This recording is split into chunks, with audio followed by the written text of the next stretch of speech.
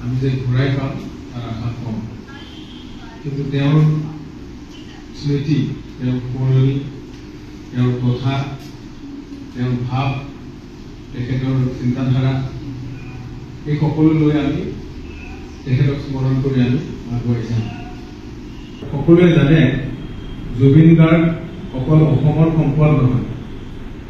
তেখেত গোটেই ভাৰতবৰ্ষৰে সম্পদ